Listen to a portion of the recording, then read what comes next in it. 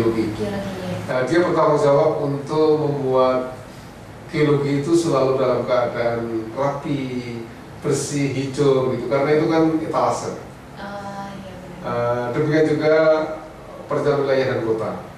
Jadi semuanya fakultas itu bertanggung jawab pada unitnya masing-masing.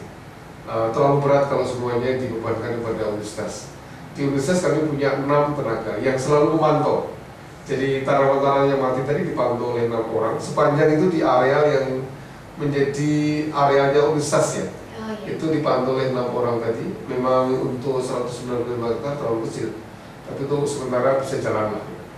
Tapi yang lebih penting adalah bukan cuma tugas dari 6 orang itu aja kan Pak yang menjaga lingkungan, tapi seluruh masyarakat atau seluruh warga dari kampus ini sendiri harusnya bisa menjaga tanamannya itu. Betul, harus punya rasa memiliki terhadap kampus kita ini. Jadi kalau ada tanaman mati, dia berusaha untuk mengganti itu, tidak menginjak-injak, lalu berusaha untuk memelihara tanaman itu supaya hidup, karena pohon itu adalah sahabat terbaik di bumi. Benar, Pak. The best friend on earth is the tree. Iya, benar sekali Pak. Dan masalah lingkungan yang terakhir nih Pak, di jalan utama Undip, di Jalan Profesor Sudarso ini kan sering tuh Pak kalau di jam-jam misalnya seperti jam 7 pagi atau jam 12 siang atau jam 5 sore itu waktu pulang dan waktu berangkat ke kampus itu sering banget Pak macet nih Pak. Nah, gimana nih Pak tanggapan dari universitas sendiri atau mungkin Bapak secara pribadi? Ya, itu pernah masuk di PIEJAL. Oh iya. Dan saya jawab dengan surat pembaca lengkap gitu. Itu memang konsekuensi dari pindahnya mahasiswa S1 peleburan ke Tembalang. Total mahasiswa kita itu kan 43.000 ya. Itu termasuk yang pasca sarjana? Pasca sarjana, jadi mungkin dikurangi sekitar 35-37 lah.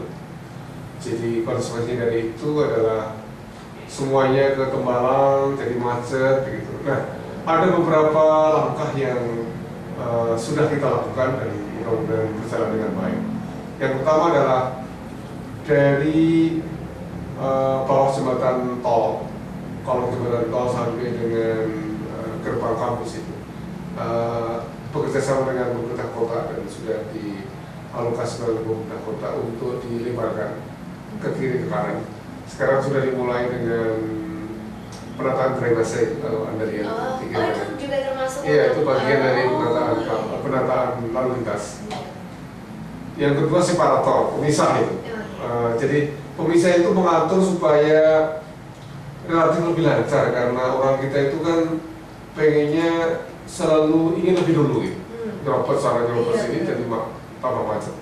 Kemudian kita beri separator untuk pemisah itu lumayan. Kemudian yang ketiga adalah dari bawah jembatan tol sampai Patung Diponegoro di Ngesep, bukan Patung Kuda. Oh iya, Patung Diponegoro. Karena Diponegoronya lebih penting dari kudanya. Iya benar sekali Pak. Orang biasanya suka ngomongnya patung kuda ya Pak ya. Kita harus mengingatkan itu Patung Diponegoro. Patung Diponegoro. Itu di kiri kanan nanti akan ada perkerasan yang sekarang masih tanah, yang akan dilakukan oleh pemerintah provinsi, sehingga lebih lebar begitu.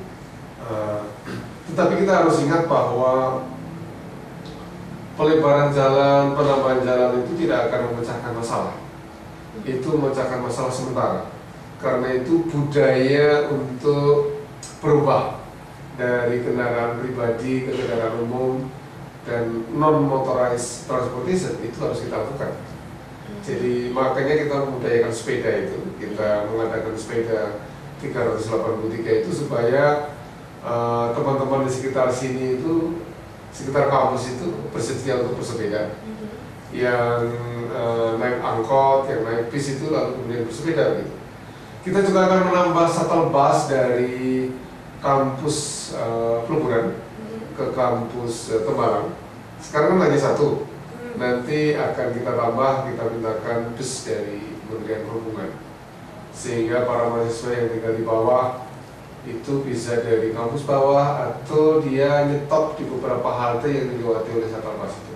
Oh iya. Dalam jangka panjang juga nanti kan ada koridor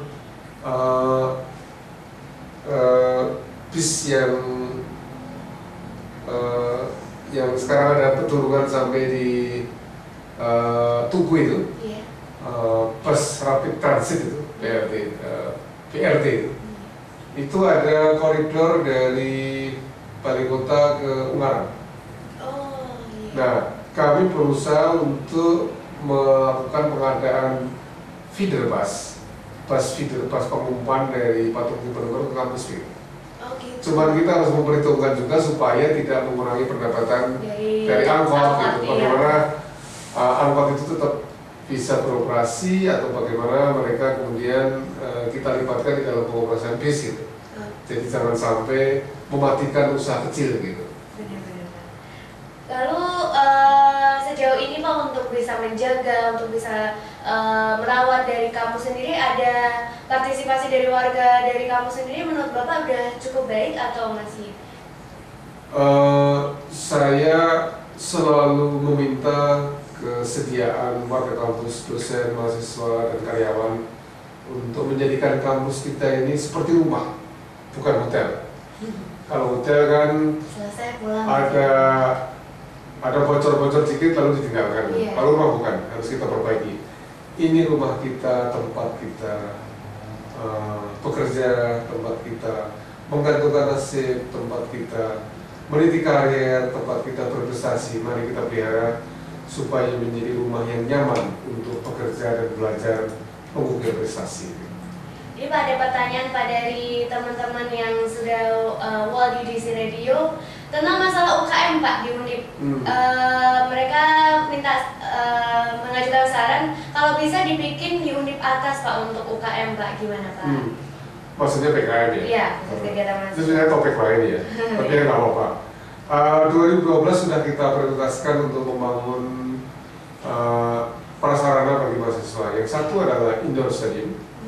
Stadium indoor untuk futsal, bola voli, basket, mungkin tenis. Lalu yang kedua adalah PKM, pusat kegiatan mahasiswa. Ya, akan kita tempatkan di sini. Kita kan punya 38 UKM ya. Iya. PKM yang kita punya, pusat kegiatan mahasiswa yang kita punya belum memenuhi, sehingga kita akan bangun, insya Allah. Oke, itu tadi ya jawaban dari teman-teman yang menanyakan tentang UKM. Nanti pasti akan dipindah ke atas juga ya Pak? PKM-nya ya, pasti akan dipindah ke atas karena kalau di bawah nanti rencananya jadi cuma yang di bawah, kampus bawah kita itu kan untuk S2 dan S3. Tetapi PKM di bawah tetap kita keep. Di sana masih ada pramuka, ada wapela, ada menwa, PEM juga masih ada di sana gitu. UKM Tari Jawa juga, kesenian Jawa juga masih di sana. Tetap kita keep, tidak kita rusuh. Itu sejarahnya. Iya. Lalu sebenarnya Pak, dari tadi kita selama kita ngobrol nih Pak, Bapak sering berkata bahwa Undip adalah rumah kita. Sebenarnya makna di balik itu sendiri, kenapa kita menyebut bahwa Undip itu adalah rumah kita gitu? Yang pertama tadi sudah saya sebutkan, tiap warga kampus, dosen, mahasiswa, karyawan itu harus memperlakukan ini rumah kita, bukan hotel.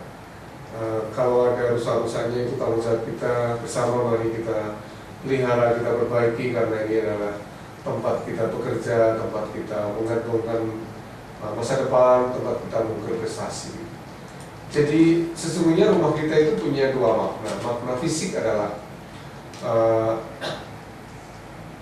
rumah kita supaya asri, indah, dan nyaman, tempat untuk belajar dan bekerja. Yang kedua adalah dalam arti sosial, adalah tempat di mana dosen, mahasiswa, karyawan itu bekerja dalam suasana yang saling asah, saling asih, dan saling asuh. Dialog kita utamakan. Jadi kalau ada persoalan, mari kita bicarakan bersama. Satu diantaranya melalui rektor menyapa ini. Ya, kita balik ke dulu Pak ya, mungkin tapi ini masih banyak sekali pertanyaan yang belum dijawab, mungkin satu sesi lagi. Habis satu lagu Reta putar, Nanti habis itu kita balik lagi para muda untuk menjawab pertanyaan-pertanyaan dari para muda yang sudah ada di wall di sini UM Undip, dan masih atau tidak, dan masih adakah bantuan untuk siswa kurang mampu dan bagaimana prosedurnya Pak? Ya, ujian mandiri itu dilaksanakan setelah seleksi nasional masuk perguruan tinggi negeri. Jadi mungkin sekitar bulan Mei atau Juni. Insya Allah tahun depan masih ada. Kita tidak tahu berapa persentasinya. Kalau yang tahun 2011 kan 60% melalui SNMPTN dan 40% melalui UM. Bantuan untuk mahasiswa kurang mampu masih ada.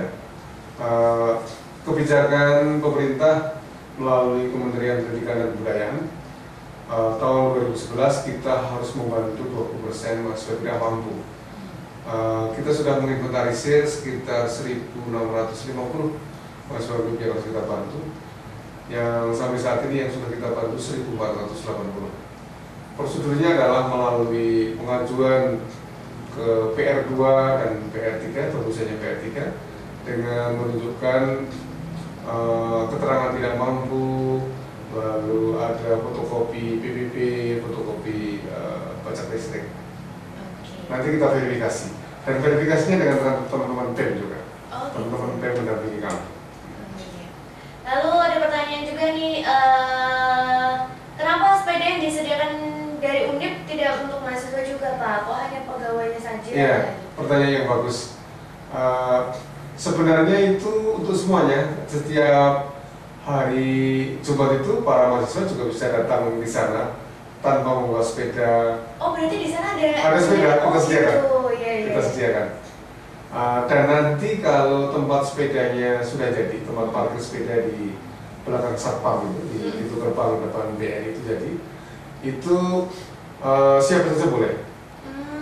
Mahasiswa boleh, dosen, karyawan. Jadi itu bukan hanya untuk dosen dan karyawan, untuk mahasiswa juga. Mahasiswa juga boleh ya Pak, untuk selama itu masih dalam kampus Mbak Linda kalau ke kampus naik angkot, turun di situ, lalu naik sepeda, meskipun cuma deket ya. Iya. Sepeda aja. Iya. Benar-benar. Lalu yang terakhir nih Pak, harapan ke depannya bagi Undip sendiri dari tema kita pada sore hari ini kan penataan kampus hijau nih Pak, gimana? Saya bermimpi kampus kita ini menjadi kampus yang asri, yang indah, yang teduh. Orang masuk kampus itu jatuh cinta.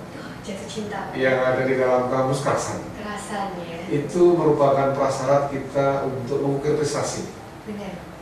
Baik dosen, karyawan maupun mahasiswa. Jadi, itu harapan saya. Jadi ini rumah kita yang indah, yang teduh, yang asri, membuat kita jatuh cinta yang sudah di dalam kerasan. Betah lama-lama di sini gitu ya Pak ya. Jadi bisa yang dulunya kuliah langsung pulang ini bisa memanfaatkan waktu itu lebih banyak lagi di kampus. Itu namanya mahasiswa kupu-kupu. Kupu-kupu ya. Kuliah pulang. Jangan pulang. Iya. Tetap di kampus. Manfaatkan yang sudah ada. Diskusi di bawah taman yang asri, di bawah pohon yang rindang. Dengan sesama teman, buka komputer di sana, diskusi dengan dosen, itu mimpi saya. Oke, Pak, ya. Ya, dan terima kasih Pak untuk waktunya pada sore hari ini. Mungkin minggu depan kita bisa ketemu lagi untuk bisa sharing lagi ya Pak ya. Terima kasih Bapak Profesor Sudarto dan juga buat teman-teman yang sudah ikutan di sini. Tadi juga tanya-tanya macam-macam, tapi kalau misalnya masih ada pertanyaan dipending sampai minggu depan ya. Nanti kita minggu depan. Atau datang hari Jumat. Oh iya, atau datang hari Jumat. Bersepeda, senam, menanam dan sarapan. Sarapan pagi di situ silahkan. Kalau masih ada yang masih belum puas nih nanyanya di sini, silahkan dipuaskan nanti kalau hari Jumat ya. Jam berapa Pak kalau jam 6 ya Pak ya. Jam 6 silahkan aja buat seluruh warga dari kampus Undip, boleh langsung ke sana. Yang di peleburan juga boleh Pak gabung di sini. Oh boleh. Boleh ya Pak ya. Silakan aja buat para muda, dan terima kasih buat Bapak sekali lagi. Terima kasih kesempatannya. Iya, lalu kita balik lagi ke Indonesia para muda, jangan kemana-mana. Tetap stay tune di 97.7 Pro Online FM, the speed of your life.